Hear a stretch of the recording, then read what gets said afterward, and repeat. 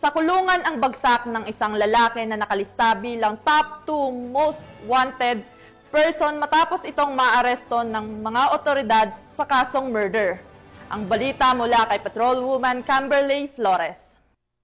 Takas sa mga autoridad ang nakatalagang top 2 regional most wanted person na may kasong murder matapos mahuli sa Barangay Balite, Villaba, Leyte. Bandang alas 12:25 ng hapon nang maaresto ang akusado ng mga tauhan ng Villaba Municipal Police Station kasama ang Leyte Provincial Intelligence Unit, Regional Mobile Force Battalion 8 Headquarters, 805th Maneuver Company, Regional Mobile Force Battalion 8, Regional Intelligence Unit 8 at Provincial Intelligence Team Leyte sa bisa ng warrant of arrest para sa kasong murder na walang inirekomendang piyansa. Dinala ang akusado sa Villaba MPS para sa kaukulang dokumentasyon at tamang disposisyon. Ang matagumpay na pagkakaaresto sa akusado ay patunay lamang na epektibo ang pagpapatupad ng pambansang pulisya sa kanilang sinumpaang tungkulin na maghatid ng serbisyo publiko para sa mas payapa, ligtas at maunlad na bagong Pilipinas.